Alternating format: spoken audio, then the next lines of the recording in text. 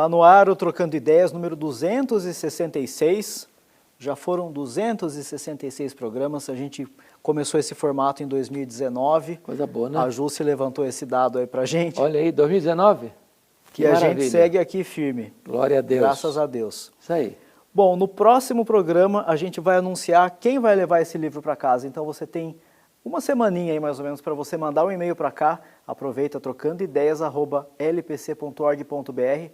Mande um oi pra gente, um quero ganhar o livro. Aproveite e mande sua pergunta para cá também, tá bom? Vamos então direto para nossas perguntas de hoje. Eu quero começar com a participação do Tiago Reis. Pastor, o homem já nasce com o Espírito Santo? Como conciliar corpo, alma e espírito? Bom, são duas coisas distintas da pergunta, né? Não, a Bíblia não menciona que o homem já nasce com o Espírito Santo. A Bíblia diz que o homem nasce em iniquidade, nasce em pecado. Em pecado me concebeu minha mãe. O Espírito Santo, o indivíduo recebe no ato da sua conversão, da sua regeneração. Ninguém pode ser convertido, transformado, nascido de novo, a não ser que seja gerado outra vez, gerado de cima. Isso é a palavra nascer de novo, do alto, do Espírito, da água e do Espírito. Então, é nesse momento que a pessoa recebe o Espírito Santo, porque é o Espírito Santo quem faz essa mudança, essa transformação. Assim como você é gerado no ventre da sua mãe, para você nascer física, biologicamente, você é gerado do Espírito Santo, mediante o poder da palavra que vem aí, né, da divina semente, e dá a você uma nova natureza. Você se torna uma nova criatura. Então, ninguém nasce regenerado.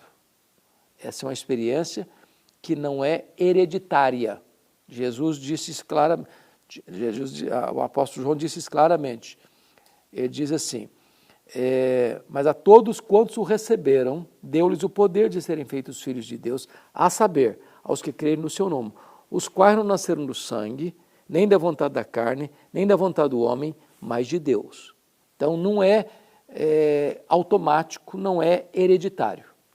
Tem que nascer de novo.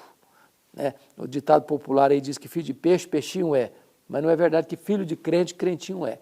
Para ser nova criatura, tem que nascer de novo, tem que nascer de cima, tem que nascer do Espírito. Agora, o outro ponto que eu trabalho aí é a questão de corpo, alma e espírito. Tem duas correntes na igreja, a chamada dicotomia e a chamada tricotomia.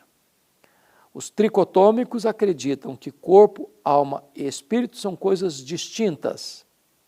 Os dicotômicos acreditam que alma e espírito são termos análogos, porque às vezes a Bíblia usa a alma no sentido de espírito e às vezes usa o espírito no mesmo sentido de alma.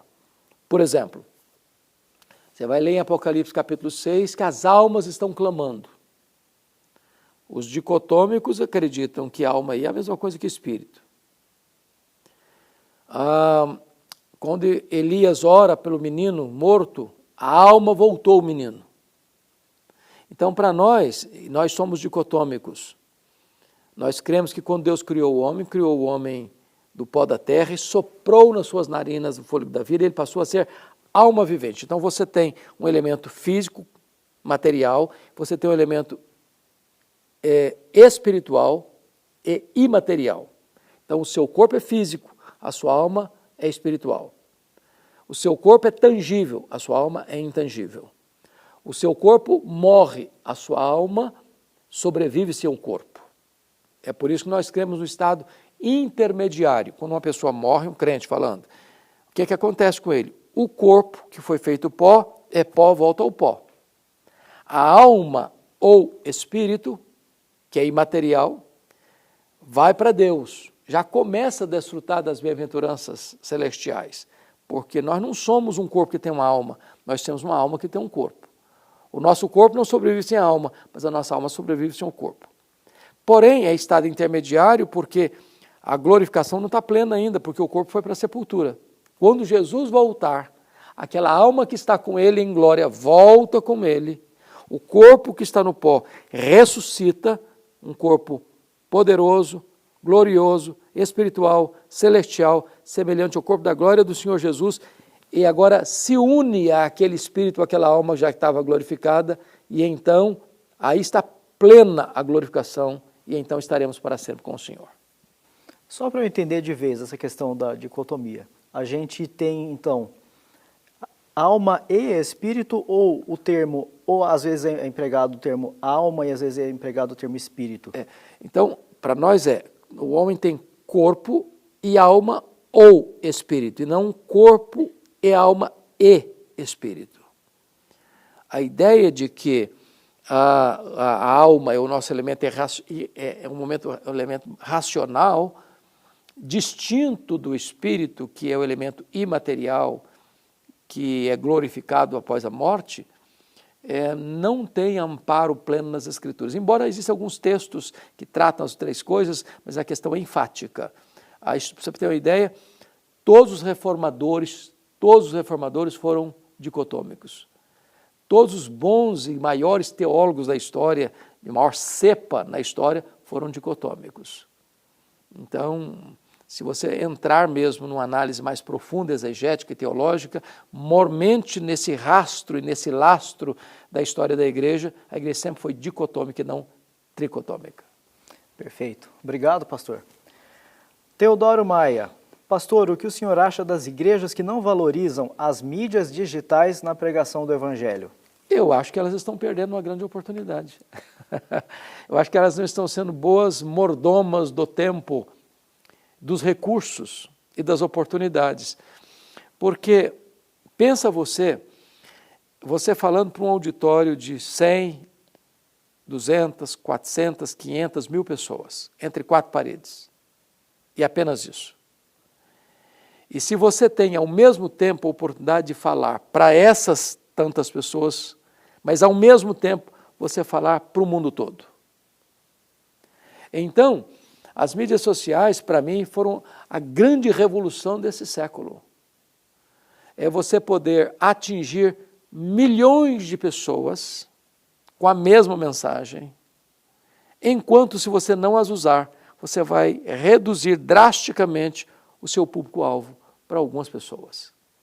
Eu estava dando uma olhadinha e vou te mostrar isso aqui. Eu estava vendo hoje o meu canal de YouTube, que foi criado em 2016, não investi nele até 2020.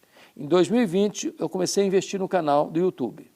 Agora eu vou mostrar para você quantas pessoas já assistiram uma mensagem aqui no canal. Olha isso aqui, que coisa interessante. Nós temos hoje, está aqui, vou mostrar aqui agora. Nós temos 1.178.000 pessoas inscritas. Mas quando você vai para os resultados, são 129 milhões de pessoas que já viram um sermão. Ou seja, mais, do ponto de vista estatístico, mais da metade da população brasileira. Se eu não estivesse usando esse recurso, eu não teria jamais condições de alcançar 129 milhões de pessoas. Quanto custa isso? Nada. Nada. Pensa numa cruzada para você encher o Maracanã, encher o Morumbi. Quanto você vai gastar de dinheiro? Sabe quantas pessoas estão assistindo por dia um sermão aqui? 139 mil pessoas por dia. Quanto estou pagando por isso? Nada. Agora, vou deixar de usar um recurso desse? Bom, eu seria tolo se deixasse. Porque são janelas que o próprio Deus abriu para nós pregarmos o Evangelho. E a Bíblia diz que esse Evangelho do Reino tem que ser pregado em todas as nações, em todo o mundo, e então virá o fim. Está cumprindo a profecia de Jesus. Perfeito. Você, pastor, que está aí assistindo, não se sinta intimidado com os números. Talvez você não tenha aí 130 mil pessoas assistindo por dia, mas você vai ter um número que pode ser relevante. Pode ter 10, pode ter 20, pode ter 30, pode ser 50. Nunca ninguém começa lá em cima, você começa no primeiro passo. Tem que começar, tem que investir, tem que entender isso aí. Por onde eu passo, Tiago, eu encorajo os pastores a usar as mídias. Encorajo. Por quê? Porque às vezes as pessoas fazem, mas elas nem sabem. Eu pergunto se pastor, tem canal de YouTube na igreja? Tem. Quantas pessoas inscritas? Ah, não sei não. Você visita o canal? Eu também não visito não. Você sabe o que está lá? Também não sei não. Bom, então percebeu uma coisa, ele não entendeu ainda. Isso aqui precisa ser ministério. Ministério. E você tem que estar com o coração antenado, com a mente antenada, você tem que preparar uma equipe para isso, pelo menos uma pessoa para cuidar disso. E você pensar, por exemplo, você sabe disso, todo dia a gente produz um conteúdo. É fácil produzir conteúdo? Não, não é fácil. Dá trabalho? Dá trabalho. Desgasta? Desgasta. Mas você tem uma mensagem e você quer levar essa mensagem e os recursos estão aí na sua mão para levar essa mensagem. Invista nisso. A gente tem mais uma pergunta, foi o Luiz que mandou para cá, dizendo o seguinte: quais são os riscos de um casamento misto? Ou esse tipo de casamento não traz qualquer efeito para a nova família que será constituída? Bom, primeiramente vamos definir o que é um casamento misto, né? Essa palavra nem aparece não, mas o que seria o seguinte, é a união de duas pessoas, um rapaz e uma moça, onde cada um tem crenças diferentes, às vezes conflitantes. E aí, sublima-se isso no namoro, não conversa sobre esse assunto no noivado, aos dois se casam. Agora imagina a realidade, eu quero ir para a igreja A, não, mas eu quero ir para a igreja B. Imagine que os dois, cada um escolha a sua, já começou a dividir. Marido e mulher precisam estar junto. Está junto em casa, está junto na igreja, está junto na viagem, está junto em qualquer lugar. Aí imagine você que na crença de um, pode tudo. Pode tudo. Na crença do outro tem restrições. Olha o conflito aí. Aí vem os filhos. Aí um ensina uma coisa, o outro desprega o que o outro pregou. Contraria o que o outro falou. Esse casamento está já no seu embrião, no seu DNA, com conflito. Se você vai para a Bíblia, quando a Bíblia, sobretudo no Antigo Testamento, proíbe com tanta veemência os casamentos mistos, por quê? Porque foi o principal instrumento que levou Israel à decadência, à idolatria. Porque pessoas que tinham outros deuses, outras crenças, ao fazerem casamentos interraciais e interreligiosos, a fidelidade foi passando, foi cedendo. E aí, de repente, Israel, que tinha que ser o ponto básico de ser o luzeiro para o mundo, se misturou com os deuses. O que é que Deus fez? Trouxe o cativeiro da Síria para as 10 tribos do norte, em 722. Trouxe o cativeiro da Babilônia, em 886, para as 2 tribos do sul. Foi preciso pagar um altíssimo preço para que eles entendessem. Quando Esdras retorna do pós-cativeiro, ele fica tão desesperado porque eles voltaram e estão fazendo novamente casamentos mistos. A ponto de Esdras arrancar o cabelo, rasgar a roupa. De tão desesperado que ele ficou. Por que ele está desesperado? Porque o mesmo motivo que levou o povo para o cativeiro está se repetindo pós-cativeiro. Quando você vai para o Novo Testamento, Paulo diz, não tem comunhão entre trevas e luz.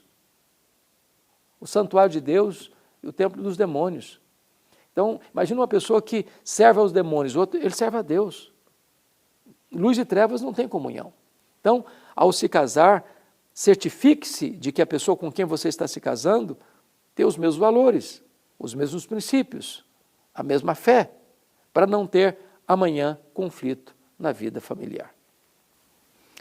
Muito bem, mais um programa trocando ideias para vocês. A gente não tem mais tempo, mas a gente tem um tempinho. Tá empolgante, né, o programa? Tá demais. Então, coisa boa, Esse né? pessoal tá demais, mandando pergunta, coisa uma melhor boa, né? que a outra, né?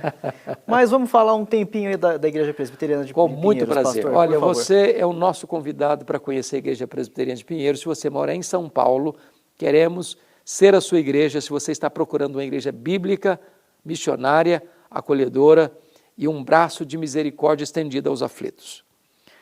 Se você mora fora de São Paulo, em qualquer lugar do mundo, você pode acompanhar toda a nossa programação pelo canal do YouTube da igreja e pela IPP-TV, inclusive sendo membro online da IPP-TV. Nós queremos muito abraçar você, acolher você e receber você lá. Pastor Arival é o nosso pastor, é um homem de Deus. Eu tenho certeza que ele também vai acolher você com total carinho, com grande amor, com grande doçura. Deus abençoe sua vida. Semana que vem a gente volta com o resultado de quem vai levar esse livro para casa. Aproveite que você tem tempo ainda, mande seu e-mail para cá, trocandoideias@lpc.org.br. Aproveite para mandar sua pergunta também. É isso aí. Eu espero que você volte semana que vem. Obrigado pela sua companhia até aqui no finalzinho. Deus Grande abençoe a abraço. sua vida. Fica com Deus.